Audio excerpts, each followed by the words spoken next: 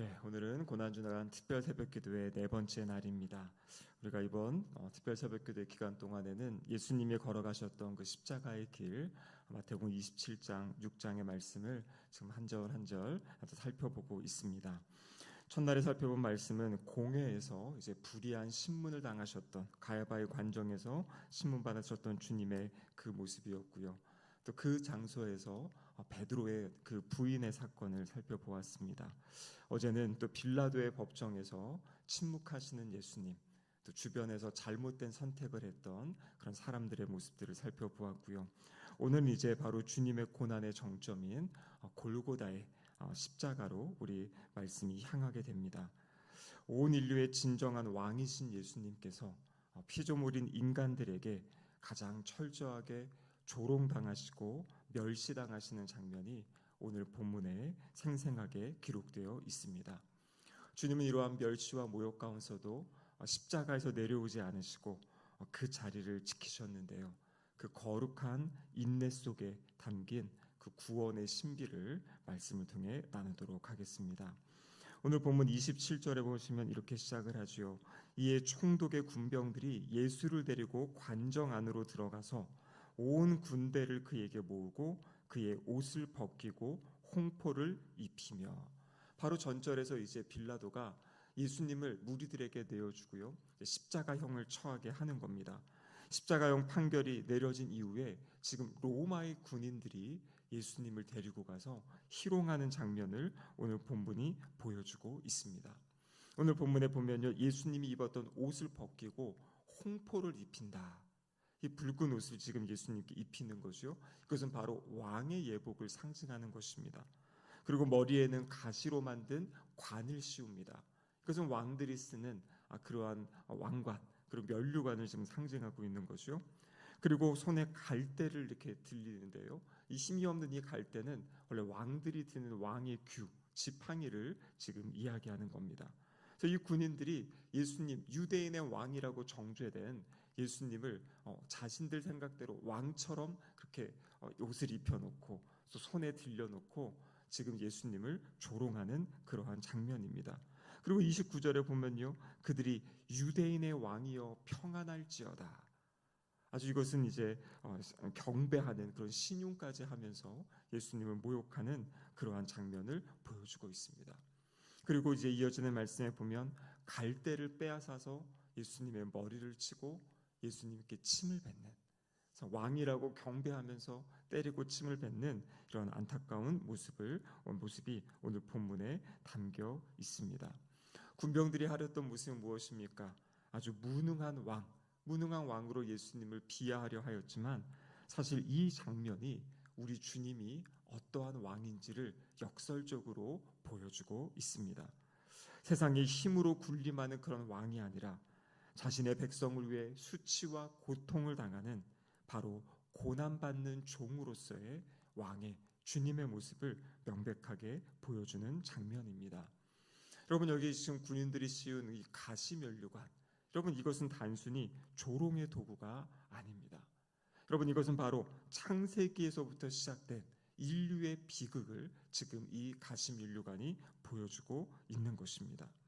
여러분, 아담이 범죄한 이후에 하나님이 아담을 저주하셨죠. 근데 그것과 함께 이 아담을 심판하시며 땅을 저주하시는 장면이 있습니다.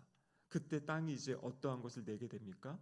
바로 가시덤불과 엉겅퀴를 내기 시작한 것이에요.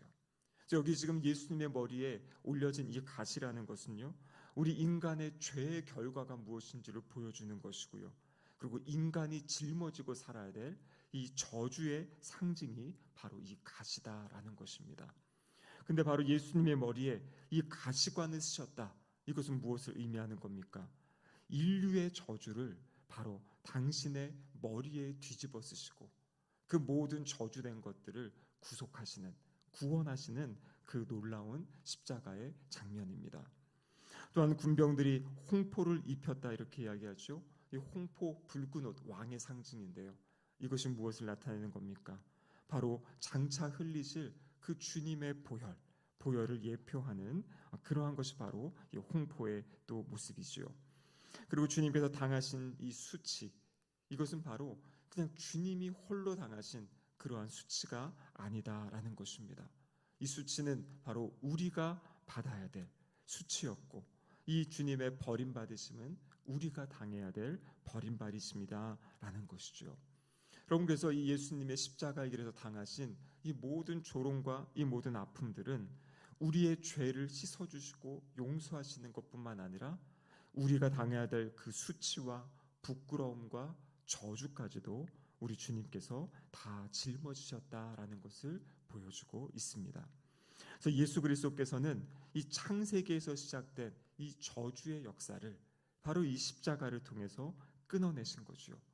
첫째 아담을 통해서 땅에서 가시가 돋아났는데요, 마지막 아담이신 예수 그리스도께서 그 가시면류관을 쓰심으로 그 저주를 끝내신 그러한 놀라운 사건입니다. 이것을 통해서 우리를 이제 더 이상 저주 아래 있는 존재가 아니라, 버림받은 존재가 아니라 주님 안에서 새로운 주님의 피조물로서 또 하나님의 자녀로서의 신분을 우리에게 허락하셨다라는 것을 보여주고 있는 것입니다. 그럼 여기서 우리가 한 가지 기억해야 될 것은요, 주님께서 이 십자가를 통해 우리의 저주를 끝내셨습니다. 그런데 그렇다고 해서 우리의 삶에 고난을 없애신 것은 아닙니다. 이 주님의 십자가의 사랑은 고난의 의미를 완전히 바꾸신 것이에요. 그래서 우리가 당하는 수치는 하나님께 버림받았기 때문에 받는 것이 아니라 그리스도께 속한 사람이라는 그러한 표지가 되었다라는 것입니다. 이어지는 32장에 보시면은요, 이 나가다가 시몬이라는 구레네 사람을 만나매 그에게 예수의 십자가를 억지로 지워 가게 하였다. 예수님이 이렇게 조롱당하시고 채찍질 당하시고 이제 탈진한 상태입니다. 그래서 십자가를 지고 가셔야 되는데 이것이 너무나 고통스러운 이 무게를 감당하지 못하는 모습을 보고 이제 로마 군인들이 구레네 사람 시몬을 데려다가 그 십자가를 지게 하죠. 그리고 가신 곳이 어디입니까? 골고다. 이 골고다는 성경에 보면 해골의 곳이다, 해골의 장소다라고 이야기를 합니다. 그곳에 도착해서 이 군병들이 예수님의 고통을 조금이라도 덜어주려고 이 쓸개탄 포도주를 주었지만요, 예수님은 그것을 거절하십니다. 이 고통을 줄이기 위해 준 그 포도주를 이 거절한 이 모습, 그것은 바로 인류의 죄값을 대신 치르기 위해서 그 모든 고통을 또 온전히 끝까지 감당하시려는 그 주님의 모습을 보여주고 있는 거죠. 35절에 보면 그들이 예수를 십자가에 못 박은 후에 그 옷을 제비 뽑아 나누고, 예수님이 십자가에 못 박히시는 장면을 성경은 단 몇 단어로, 한 줄로 그냥 간단하게 이야기하고 있습니다. 그들이 예수를 십자가에 못 박았다. 여러분, 못 박은 다음에 어떤 일이 일어납니까? 그 옷을 제비 뽑아 나누게 되죠. 이것은 시편 22편에 나와 있는 예언이 성취되는 장면을 보여주고 있습니다. 주님이 가지고 있던 모든 것이 지금 박탈당하고요, 옷까지 벗어진 채, 옷까지 벗겨진 채 주님은 나무에 달리게 됩니다. 우리가 주님의 십자가에 달리신 어떠한 조각이라든지 어떤 그림을 볼 때에는 그 예수님의 어떠한 중요한 부분이 가려진 걸로 이렇게 나와 있지만요, 역사의 기록을 보면 그 당시에 이 죄수들은 이 모든 옷이 벗겨진 상태로, 벌거벗겨진 상태로 십자가에 달리시게 된 겁니다. 신명기 21장에 따르면 이 나무에 달린 자는 저주받은 자, 그것을 지금 보여주고 상징하는 것이요. 그래서 예수님께서는 그 십자가 위에서 우리의 죄 때문에 있었던 모든 저주를 십자가에서 친히 담당하시는 그러한 모습을 보여주고 계십니다. 예수님의 머리 위에는 어떠한 37절에 보시면은요, 유대인의 왕이다라는 이 죄패가 쓰여져 있습니다. 이 로마 병정들은 조롱의 의미로 그것을 붙였지 모르지만 사실 이것은 우리 주님이 이 만왕의 왕 되심을 온 세상에 드러내는 그러한 공식적인 선포가 된 것입니다. 가장 무력해 보이는 이 순간, 주님께서는 우리를 위한 희생 제물이 되셔서 십자가에서 우리의 모든 죄를 담당하셨습니다. 여러분, 이것이 우리의 삶에 어떠한 그런 연관이 있고 관계가 있습니까? 주님이 십자가를 지셨다라는 것은요, 우리의 그 삶의 모든 저주를 끝내셨다라는 것입니다. 바로 그 십자가는 더 이상 우리가 하나님께 버림받은 존재가 아니라 이제는 하나님의 자녀로 하나님의 백성으로 하나님이 우리를 품어주시고 불러주시고 용납하셨다라는 것을 우리에게 보여주시는 그러한 놀라운 장면입니다. 방금 말씀드렸던 것처럼 그렇다고 해서 우리의 삶의 고난이 끝나는 것은 아니라 그랬죠. 고난의 의미가 바뀌었어요. 이전엔 우리가 당하는 고난, 수고로움 그 모든 것이 우리의 죄의 결과였던 거지요. 죄 때문에 그렇게 고난을 가지고 살아갔던 그 모습인데요. 이제 하나님께 속한 사람들에게도 고난이 있습니다. 수치가 있습니다. 그것은 무엇이냐면 이제 주님을 따라가는 믿음의 여정 가운데 하나님의 자녀라는, 주님께 속했다는, 주님과 함께하고 동행한다는 그러한 표지가 바로 우리가 당하는 고난이다라는 것입니다. 여러분, 삶의 자리에 고난을 만나게 될 때요, 이것은 하나님이 나를 저주하시는 것이 아니고 심판하시는 것이 아니고 이 시간들을 통해서 주님이 걸어가신 그 길에 내가 지금 동참하고 있다. 하나님께서는 나를 골탕 먹이고 힘들게 하고 아픔을 주기 위해서 이 고난을 허락하신 것이 아니라 이제는 이 고난을 통해서 나를 빚어가시고 만들어가시고 거룩하게 세워가는 그 하나님의 다스림의 여정이라는 그 놀라운 이 변화의, 이 고난의 의미를 우리에게 말씀해주고 계십니다. 예수님을 믿는 것 때문에 손해볼 때가 있고요, 신앙 때문에 오해받을 때가 있고 관계 속에서 외로움을 느낄 때가 있습니다. 여러분, 그럴 때마다 나는 하나님께 용납된 사람이고 나는 지금 주님의 십자가의 길을 걸어가고 있다라는 그 믿음으로, 흔들리지 않는 믿음으로 고난의 시간들을 이겨나가는 우리 성도님들 되시기를 주님의 이름으로 축복합니다. 그러면 오늘 본문 이제 마지막에 보면요, 십자가에 달리신 예수님을 조롱하는 사람들이 있습니다. 39절에 보면 지나가는 자들은 자기 머리를 흔들며 예수를 모욕하여 이르되 성전을 헐고 사흘에 짓는 자여, 내가 만일 하나님의 아들이거든 자기를 구원하고 십자가에서 내려오라. 이렇게 하면서 지금 예수님을 조롱하고 있습니다. 십자가에 달리신 예수님, 마지막까지 치열한 영적인 이 전투가 벌어지는 거죠. 지나가는 행인들이 예수님을 조롱합니다. 종교 지도자들이 이어서 또 이야기를 합니다.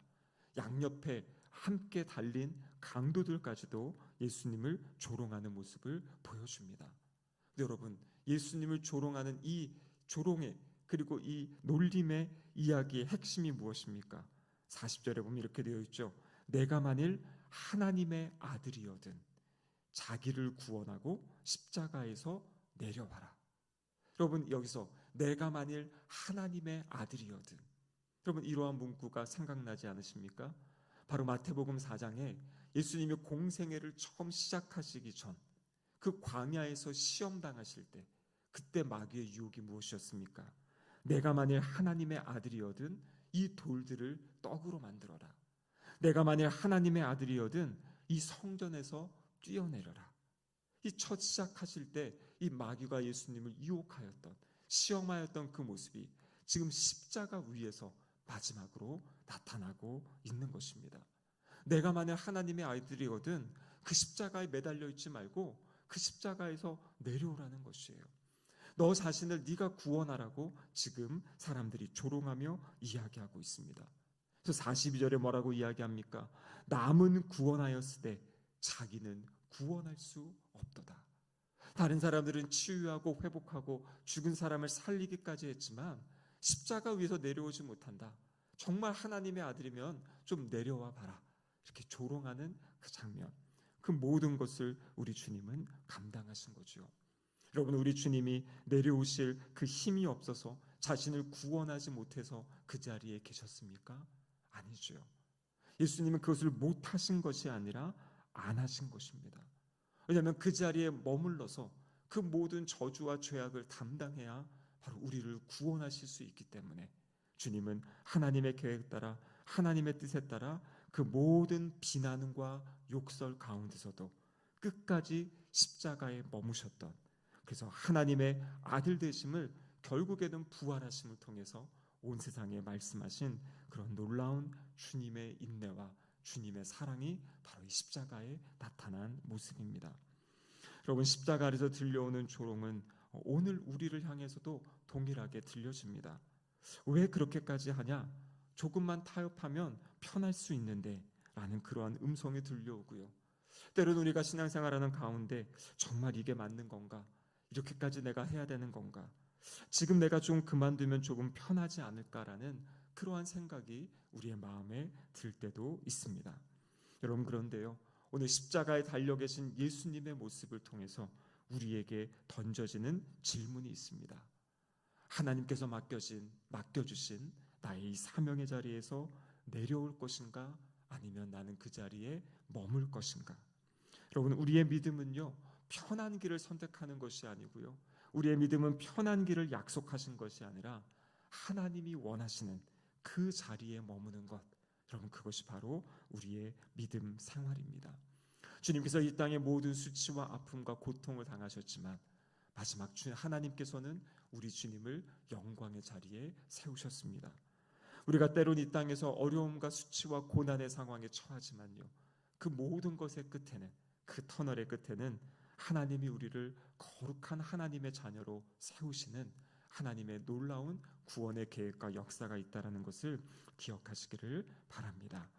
예수님은 우리를 사랑하셔서 그 수많은 조롱 가운데서도 끝까지 그 십자가에 머무셨습니다. 우리도 우리 주님을 따라 우리에게 맡겨진 사명의 자리, 우리에게 맡겨진 고난의 자리일지라도 주님 믿는 믿음으로, 주님 사랑하는 마음으로 끝까지 그 자리를 지켜가시는, 머무시는 우리 모든 성도님들 되시기를 주님의 이름으로 축복합니다. 아멘. 기도하시겠습니다. 사랑하는 하나님 아버지, 감사드립니다. 우리를 구원하시기 위하여 마지막까지 그 십자가에서 온갖 저주와 희롱과 조롱과 또 그 비난을 받으신 우리 주님의 모습을 주님 바라봅니다. 주님, 그 모든 아픔의 과정, 그 모든 십자가의 과정을 통해 우리를 구원하신 주님께 감사드립니다. 주님의 제자로서 또 하나님의 자녀로서 주님 맡기신 우리의 십자가의 길을 걸어가는 우리 모두가 되게 하여 주시옵소서. 때로는 조롱이 있고 비난이 있고 또 우리가 이 자체가 너무나 무겁고 힘든 그러한 여정이지만 주님이 우리와 함께 하시며 동행하시며 그 모든 멍에를 함께 지시는 그 주님을 의지하며 신뢰하며 십자가의 길, 믿음의 길을 걸어가는 우리 모두가 되게 하여 주시옵소서. 그리하여 마지막 주님 앞에 설 때 주님께서 잘하였다 칭찬받는 거룩한 주님의 자녀들 될 수 있도록 역사하여 주시옵소서. 예수님의 이름으로 기도드립니다. 아멘.